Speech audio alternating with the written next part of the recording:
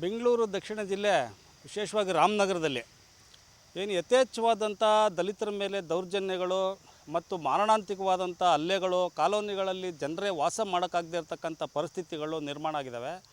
ಅದೇ ರೀತಿ ಕಳೆದ 2024, 23 ಮತ್ತು 24ನೇ ಸಾಲಿನಲ್ಲಿ ಕನಕಪುರ ಪಟ್ಟಣದ ಮಳಗಾಳು ಗ್ರಾಮದಲ್ಲಿ ಅನೀಶ್ ಕುಮಾರ್ ಅಂತಕ್ಕಂಥವ್ರ ಮೇಲೆ ಮತ್ತು ಅವರ ಲಕ್ಷ್ಮಣ ಅಂತಕ್ಕಂಥವ್ರು, ಲತಾ ಅಂತಕ್ಕಂಥವ್ರ ಮೇಲೆ ಕಾಲೋನಿಗೆ ನುಗ್ಗಿ ಸುಮಾರು 10, 15, 20 ಜನರ ರೌಡಿ ಗುಂಪು ಅಲ್ಲಿ ಒಂದು ಬಲಗೈನ ಕಟ್ ಮಾಡಿ ಆತನಿಗೆ ತುಂಡು ಮಾಡಿ ಮಾರಣಾಂತಿಕವಾದ ಅಲ್ಲೇ ದೌರ್ಜನ್ಯ ಆಗಿತ್ತು. ಅದೇ ರೀತಿ ಕೂನೂರು ಗ್ರಾಮದಲ್ಲಿ ದಲಿತರ ಮೇಲೆ ದೌರ್ಜನ್ಯ ಆಗಿ ದೇವಸ್ಥಾನಕ್ಕೆ ಬಿಡದೇ ಅವ್ರ ಮೇಲೆ ಮಾರಣಾಂತಿಕವಾದ ಹಲ್ಲೆ ಆಗಿತ್ತು. ಮತ್ತು ತಾಮಸಂದ್ರ ಸರ್ಕಲ್ನಲ್ಲಿರ್ತಕ್ಕಂಥ ಬೋವಿ ಕಾಲೋನಿಯಲ್ಲಿರ್ತಕ್ಕಂಥ ಜನರ ಮೇಲೆ ಮಾರಣಾಂತಿಕವಾದ ಹಲ್ಲೆ ಮಾಡಿ ಮನೆ ಮಠಗಳನ್ನು ಒಡೆದಾಕಿ ಟಿವಿ, ಸ್ಕೂಟ್ರು, ಬೈಕ್ಗಳಿಗೆಲ್ಲ ಬೆಂಕಿ ಹಾಕಿ ದೊಡ್ಡ ಮಟ್ಟದ ಗಲಾಟೆಯಾಗಿ ವ್ಯಾಪಕವಾದಂಥ ಮೇರೆ ಮೀರಿದಂಥ ದೌರ್ಜನ್ಯಗಳು, ದಲಿತರ ಮೇಲಿನ ದೌರ್ಜನ್ಯಗಳು ನಡೆದಿವೆ. ಅದೇ ರೀತಿ ಕನಕಪುರ ತಾಲೂಕಿನಲ್ಲಿ ಸೋಮೇದಾಪನಹಳ್ಳಿ ಅಂತಕ್ಕಂಥ ಗ್ರಾಮದಲ್ಲಿ ಕ್ಷೌರದ ಅಂಗಡಿಗೆ ಬಿಡದೇ ಕ್ಷೌರ ಮಾಡಲಿಕ್ಕೆ ತೊಂದರೆ ಉಂಟಾಗಿ ಅಲ್ಲಿ ಗಲಾಟೆ ಆಗಿತ್ತು. ಏಳುಗಳಿನಲ್ಲಿ ಗಲಾಟೆ ಆಗಿದೆ. ಈ ರೀತಿಯ ಇಡೀ ರಾಮನಗರ ಜಿಲ್ಲೆಯಾದ್ಯಂತ ಮಾಗಡಿನಲ್ಲಿ, ಚನ್ನಪಟ್ಟಣದಲ್ಲಿ, ರಾಮನಗರದಲ್ಲಿ ವ್ಯಾಪಕವಾದಂಥ ದಲಿತರ ಮೇಲೆ ದೌರ್ಜನ್ಯಗಳಾಗ್ತಾಯಿದ್ದಾವೆ. ಅದರ ಜೊತೆಗೆ ಏನು ದರ್ಖಾಸ್ತಲ್ಲಿ ಭೂಮಿಗಳನ್ನು ಕೊಟ್ಟಿದ್ದಾರೆ, ಅದು ತೋಟಿ ತಳವಾರಿ ಜಮೀನುಗಳಿರ್ಬೋದು ಮತ್ತು ದರ್ಖಾಸ್ತಲ್ಲಿ ಕೊಟ್ಟಿರ್ತಕ್ಕಂಥ ಬಗರುಕುಂ ಸಾಗುವಳಿ ಜಮೀನುಗಳಿರ್ಬೋದು, ಅವೆಲ್ಲವನ್ನು ಕೂಡ ಇವತ್ತು ಮೇಲ್ಜಾತಿ ಮೇಲ್ವರ್ಗದವರು ಪೋಡಿಯಾಗಿಲ್ಲ ಅನ್ನೋ ಕಾರಣ ಇಟ್ಕೊಂಡು, ದುರಸ್ತಿ ಆಗಿಲ್ಲ ಅನ್ನೋ ಕಾರಣ ಇಟ್ಕೊಂಡು, ಹದ್ದುಬಸ್ತಾಗಿಲ್ಲ ಅನ್ನೋ ಕಾರಣ ಇಟ್ಕೊಂಡು ಆ ಜಮೀನುಗಳನ್ನೆಲ್ಲ ವಶಪಡಿಸ್ಕೊಂಡು ಆ ಜಮೀನುಗಳನ್ನೆಲ್ಲ ಕಿತ್ಕೊಂಡು ಅಲ್ಲಿರ್ತಕ್ಕಂಥ ಬಡವರು, ದಲಿತರು ಮತ್ತು ಹಿಂದುಳಿದ ಜಾತಿಯವ್ರನ್ನ ಒಕ್ಕಲೆಬ್ಬಿಸ್ತಾ ಇದ್ದಾರೆ. ಇದೆಲ್ಲ ಕಷ್ಟವನ್ನು ಕೇಳಬೇಕು, ಅವರ ಜನರ ಅಹವಾಲುಗಳನ್ನು ಸ್ವೀಕಾರ ಮಾಡಬೇಕು ಅಂತಕ್ಕಂಥ ದೃಷ್ಟಿಯಿಂದ ಮೂರ್ತಿ ಅಂತಕ್ಕಂಥ ಒಬ್ಬ ಅನುಸೂಚಿತ ಜಾತಿ ಮತ್ತು ಬುಡಕಟ್ಟುಗಳ ಆಯೋಗದ ಅಧ್ಯಕ್ಷರು ನಿನ್ನೆ ರಾಮನಗರಕ್ಕೆ ಭೇಟಿ ಕೊಟ್ಟಿದ್ದಾರೆ. ಆ್ಯಕ್ಚುಲಾಗ ಭೇಟಿ ಸುಮಾರು ಒಂದು ತಿಂಗಳ ಹಿಂದೆ, 15 ದಿನಕ್ಕೆ ಹಿಂದೆ ಆ ಭೇಟಿ ನಡೀಬೇಕಾಗಿತ್ತು. ಆ ಭೇಟಿಗೆ ಅಧಿಕಾರಿಗಳು ಬರಲಿಲ್ಲ ಅನ್ನೋ ಕಾರಣಕ್ಕೆ ಸಮಯ ಮುಂದೂಡಿ, ದಿನಾಂಕ ಮುಂದೂಡಿ ನೆನ್ನೆ ಫಿಕ್ಸ್ ಆಗಿತ್ತು. ನೆನ್ನೆ ಫಿಕ್ಸ್ ಆಗಿದ್ದಂಥ ಡೇಟ್ನಲ್ಲಿ ಎಲ್ಲ ಅಧಿಕಾರಿಗಳಿಗೂ ಸುತ್ತೋಲೆ ಹೊರಡಿಸಿ ಮತ್ತು ಎಲ್ಲ ಸಂಘಟನೆಗಳವ್ರಿಗೂ ಕೂಡ ಅದನ್ನು ತಿಳಿಸಿ ಅಧ್ಯಕ್ಷರು ಬರ್ತಾರೆ ಬನ್ನಿ ಅಂತೇಳಿ ಮಾತುಕತೆ ನಡೆದಿತ್ತು. ಮತ್ತು ಅಹವಾಲುಗಳನ್ನು ಸ್ವೀಕಾರ ಮಾಡೋದಕ್ಕೆ ಸಂವಿಧಾನಾತ್ಮಕವಾದಂಥ ಜವಾಬ್ದಾರಿ ಹೊಂದಿರತಕ್ಕಂಥ ಅಧ್ಯಕ್ಷರು ರಾಮನಗರಕ್ಕೆ ಬಂದಿದ್ದರು. ಆ ಬಂದಿದ್ದಂಥ ಸಮಯದಲ್ಲಿ ಜೊತೆಲಿರಬೇಕಾಗಿರ್ತಕ್ಕಂಥ ತನ್ನ ಜವಾಬ್ದಾರಿ ಅಂತಕ್ಕಂಥದ್ದನ್ನು ಜೊತೆಯಲ್ಲಿ ನಿರ್ವಹಿಸಬೇಕಾಗಿದ್ದಂಥ ಜಿಲ್ಲಾಧಿಕಾರಿ ಏನು ಗುರಿಕಾರ್ ಅವರಿದ್ದಾರೆ, ಅವರು ಮತ್ತು SP ಅವರು ಹಾಗೂ ಸಂಬಂಧಪಟ್ಟಿರ್ತಕ್ಕಂಥ ಸಮಾಜ ಕಲ್ಯಾಣಾಧಿಕಾರಿಗಳು, ಹಿಂದುಳಿದ ಜಾತಿ ಹಿಂದುಳಿದ ವರ್ಗಗಳ ಕಲ್ಯಾಣ ಇಲಾಖೆ ಅಧಿಕಾರಿಗಳು ಮತ್ತು ADLRಗಳು, DDLRಗಳು ಯಾರು ಕೂಡ ಅಸಿಸ್ಟೆಂಟ್ ಕಮಿಷನರ್ ಆದಿಯಾಗಿ ಯಾರೂ ಕೂಡ ಅಂಥ ಒಬ್ಬ ಜವಾಬ್ದಾರಿಯುತ ಅಧ್ಯಕ್ಷರು ಅಹವಾಲು ಕೇಳಲಿಕ್ಕೆ ಬಂದಾಗ, ಶೋಷಿತ ಸಮುದಾಯಗಳ ಅಹವಾಲು ಕೇಳಲಿಕ್ಕೆ ಬಂದಾಗ ಅವ್ರು ಕೂಡ ಜೊತೆಲಿಲ್ಲ. ಕಾರಣ ಏನು, ಯಾಕೆ ಜೊತೆಲಿಲ್ಲ ಅಂತಂದರೆ ಅವರೊಬ್ಬ ದಲಿತ ವರ್ಗದವರು, ಅವ್ರ ಮಾತೇನು ಕೇಳಬೇಕು, ಅವ್ರ ಜೊತೆಗೆ ನಾವು ಯಾಕೆ ಇದಕ್ಕೆ ಹೋಗಬೇಕು ಅಂತಕ್ಕಂಥ ಒಂದು ಮೇಲ್ಜಾತಿ ಮೇಲ್ವರ್ಗದ ಮನಸ್ಥಿತಿಯಿಂದ ಮೋಸ್ಟ್ಲಿ ಜಿಲ್ಲಾಡಳಿತದವರು ಈ ಕೃತ್ಯನ ಎಸಗಿದ್ದಾರೆ. ಮತ್ತು ಈ ಕೃತ್ಯವನ್ನು ಎಸಗತಕ್ಕಂಥ ಸಂದರ್ಭದಲ್ಲಿ ಅವರು ಯಾರ್ಯಾರು ದಲಿತ ವರ್ಗದವ್ರು ಬಂದಿದ್ದಾರೆ, ಅವರ ಅಹವಾಲು ಏನು, ನಾವೇನು ಸ್ಥಳದಲ್ಲಿ ಅದನ್ನು ಬಗೆಹರಿಸ್ಬೋದು ಅಂತಕ್ಕಂಥದ್ದಕ್ಕೆ ಅವರ ಸಾಮಾಜಿಕವಾದಂಥ ಮತ್ತು ಸಂವಿಧಾನಾತ್ಮಕವಾದ ಜವಾಬ್ದಾರಿಗೆ ಆಗಿರ್ತದೆ. ಆ ಜವಾಬ್ದಾರಿಯನ್ನು ನಿರ್ವಹಿಸುವಲ್ಲಿ ಸಂಪೂರ್ಣವಾಗಿ ಜಿಲ್ಲಾಡಳಿತ ಸೋತಿದೆ.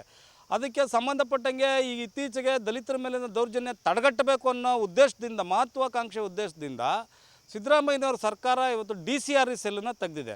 ಆ DCRE ಸೆಲ್ನಲ್ಲಿ ಎಲ್ಲ ಕಡೆ, ಒಂದೆರಡು ಕಡೆ ಬಿಟ್ಟರೆ ಮಿಕ್ಕಿದ ಎಲ್ಲ ಕಡೆ DCRE ಅಟ್ಟರ್ ಫೈಲೂರ್ ಆಗಿದೆ. ಮತ್ತು DCREನವರೇ ದಲಿತರ ಮೇಲೆ ದೌರ್ಜನ್ಯ ಸಿಗ್ತಕ್ಕಂಥ ದೌರ್ಜನ್ಯಕೋರ ಜೊತೆಯಲ್ಲಿ ಶಾಮೀಲಾಗಿ ಇವತ್ತು ಒಂದೇ ಒಂದು ದೌರ್ಜನ್ಯ ಪ್ರಕರಣಗಳನ್ನು ಕೂಡ ದಾಖಲು ಮಾಡ್ತಾಯಿಲ್ಲ. ದಾಖಲಾದಂಥ ಪ್ರಕರಣಗಳಲ್ಲಿ ತನಿಖೆ ಸರಿಯಾಗಿ ಮಾಡ್ದೇ ಬಿ ರಿಪೋರ್ಟ್ ಆಗ್ತಾಯಿದ್ದಾರೆ. ಸೊ ಆ ಎಲ್ಲ ಕಾರಣದಿಂದಾಗಿ ನಾವು ಅದರ ಅಹವಾಲನ್ನು ಹೇಳ್ಕೊಳ್ಳಲಿಕ್ಕೆ ನಾವು ಆಯೋಗದ ಅಧ್ಯಕ್ಷರು ಬಂದಾಗ ಈ ರಾಮನಗರ ಜಿಲ್ಲೆಯಲ್ಲಿ ಒಬ್ಬರ ಜಿಲ್ಲಾಡಳಿತವನ್ನು ರೆಪ್ರೆಸೆಂಟ್ ಮಾಡ್ತಕ್ಕಂಥ, ಜಿಲ್ಲಾಡಳಿತವನ್ನು ಪ್ರತಿನಿಧಿಸ್ತಕ್ಕಂಥ ಒಬ್ಬ ಅಧಿಕಾರಿ ಕೂಡ ಇದರಲ್ಲಿ ಇಲ್ಲ. ಅಂದರೆ ಇವ್ರಿಗೆ ದಲಿತರ ಬಗ್ಗೆ ಎಷ್ಟು ಕಾಳಜಿ ಇದೆ ಮತ್ತು ಪರಿಶಿಷ್ಟ ಜಾತಿ ವರ್ಗದವ್ರ ಬಗ್ಗೆ ಏನು ಕಾಳಜಿ ಇದೆ ಅಂತಕ್ಕಂಥದ್ದನ್ನ ನಾವು ಯೋಚನೆ ಮಾಡಬೇಕಾಗುತ್ತೆ. ಅದಕ್ಕಾಗಿ ಏನು ಇವಾಗ DCRE ಸೆಲ್ನ ತೆಗೆದಿದ್ದಾರೆ, ಈ DCRE ಸೆಲ್ನ DYSP ಅವರು ಅಥವಾ ಸಮಾಜ ಕಲ್ಯಾಣ ಇಲಾಖೆಯ ಜಿಲ್ಲಾ ಮಟ್ಟದ ಅಧಿಕಾರಿ ಯಾರಿದ್ದಾರೆ ಶಿವಕುಮಾರ್ ಅವರು, ಬರದೇ ಇರ್ತಕ್ಕಂಥ ಅಧಿಕಾರಿಗಳು ಯಾರಿದ್ದಾರೆ, ಇವರು ದಲಿತರ ಮೇಲೆ ದೌರ್ಜನ್ಯ ಎಸಗಿರೋಂಗೆ ಇದು. ಸೊ ಆಮೇಲೆ ಒಬ್ಬ ಆಯೋಗದ ಅಧ್ಯಕ್ಷರು ಬಂದಾಗ, ಒಂದು ಸಂವಿಧಾನಾತ್ಮಕ ಚೌಕಟ್ಟಲ್ಲಿ ಕೆಲಸ ಮಾಡ್ತಕ್ಕಂಥ ಅಧ್ಯಕ್ಷರು ಬಂದಾಗ ಅವ್ರ ಜೊತೆಗೆ ನಿಂತ್ಕೊಂಡು ಸಹಕರಿಸಬೇಕಾಗಿರ್ತಕ್ಕಂಥದ್ದು ಜಿಲ್ಲಾಡಳಿತದ ಮಹತ್ವದ ಜವಾಬ್ದಾರಿ ಮತ್ತು ಕರ್ತವ್ಯ ಆಗಿರ್ತದೆ.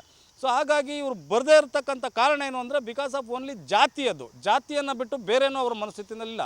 ಈ ರೀತಿ ಜಾತಿ ತಾರತಮ್ಯವನ್ನು ಜಾತಿ ದೌರ್ಜನ್ಯವನ್ನು ಎಸಗಿರ್ತಕ್ಕಂಥ ಒಬ್ಬ ಜಿಲ್ಲಾಧಿಕಾರಿ ಇರ್ಬೋದು, ಒಬ್ಬ SP ಇರ್ಬೋದು, ಯಾರೇ ಇರ್ಬೋದು, ಅವ್ರ ಮೇಲೆ ಸ್ವಯಂ ಪ್ರೇರಿತವಾದಂಥ ದೂರನ್ನು ದಾಖಲು ಮಾಡ್ಕೊಳ್ಳೋದಕ್ಕೆ DCRE ಸೆಲ್ನ DYSP ಅವ್ರಿಗೆ ಅಧಿಕಾರ ಇದೆ. ಮತ್ತು ಅಧಿಕಾರದ ವ್ಯಾಪ್ತಿಯನ್ನು ಮೀರಿದಂಥ ಅಧಿಕಾರಿಗಳೇನಾದರೂ ಇದ್ದರೆ ಅವ್ರ ಮೇಲೆ ಸಮಾಜ ಕಲ್ಯಾಣ ಇಲಾಖೆಯವರು ಮತ್ತು DCRE ಸೆಲ್ನವ್ರು ಇಬ್ಬರೂ ಸರ್ಕಾರಕ್ಕೆ ಒಂದು ವರದಿ ಕೊಡಬೇಕಾಗಿದೆ. ಇಂತಿಂಥ ಅಧಿಕಾರಿಗಳು ಬಂದಿಲ್ಲ, ಈ ರೀತಿ ದಲಿತರ ಮೇಲೆ ದೌರ್ಜನ್ಯ ಆಗಿರ್ತಕ್ಕಂಥ ಪ್ರಕರಣಗಳ ವಿಚಾರಣೆ ನಡೆಸಬೇಕಾಗಿರ್ತಕ್ಕಂಥ ತ್ವರಿತ ವಿಚಾರಣೆ ನಡೆಸಬೇಕಾಗಿರ್ತಕ್ಕಂಥ SP ಅವರು ಮತ್ತು ಸಂಬಂಧಪಟ್ಟ ಅಧಿಕಾರಿಗಳು ಬರಬೇಕಾಗಿತ್ತು. ಅವ್ರು ಬರದೇ ಇರೋ ಕಾರಣದಿಂದಾಗಿ ಅವ್ರ ಮೇಲೆ ಸೋಮೋಟ ಮೇಲೆ ನಾನು ಸ್ವಯಂ ಪ್ರೇರಿತವಾದ ದೂರು ದಾಖಲಿಸ್ತಾ ಇದ್ದೀನಿ ಅಂತೇಳಿ ದೂರು ದಾಖಲು ಮಾಡ್ಕೊಳ್ಬೇಕು ಅಂತಕ್ಕಂಥ ಒತ್ತಾಯವನ್ನು ನಾನು ಈ ಮುಖಾಂತರ ಮಾಡ್ತಾಯಿದ್ದೀನಿ.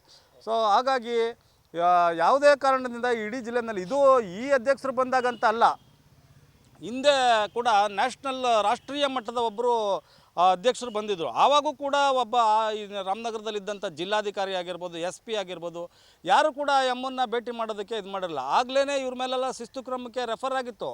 ಆ ಶಿಸ್ತು ಕ್ರಮಕ್ಕೆ ಶಿಫಾರಸ್ ಆಗಿದ್ದಂಥ ಸಂದರ್ಭದಲ್ಲಿ ತಮ್ಮ ಜಾತಿ ಪ್ರಭಾವ ಅದು ಇದನ್ನು ಬಳಸಿ ಸ್ವಲ್ಪ ಶೆಡ್ಯೂಲ್ ಕಾಸ್ಟ್ನ ಹುಡುಗರನ್ನೆಲ್ಲರನ್ನೂ ಕೂಡ ಬಳಕೆ ಮಾಡಿಕೊಂಡು ಅವರು ಅದರಿಂದ ತಪ್ಪಿಸ್ಕೊಂಡಿದ್ರು. ಆದರೆ ಇಂಥ ಸಂದರ್ಭದಲ್ಲಿ ಅನುಸೂಚಿತ ಜಾತಿ ಅನುಸೂಚಿತ ಬುಡಕಟ್ಟುಗಳ ಆಯೋಗದ ಅಧ್ಯಕ್ಷರೇ ಜಿಲ್ಲೆಗೆ ಭೇಟಿ ನೀಡಿದಂಥ ಸಂದರ್ಭದಲ್ಲಿ ಅವ್ರ ಜೊತೆಗೆ ಕೂತ್ಕೊಳ್ದೇ ಇರತಕ್ಕಂಥದ್ದು ಮತ್ತು ಮಡಿವಂತಿಕೆ ಆಚರಣೆ ಮಾಡಿದಂಥದ್ದು ಆಗಿದೆ.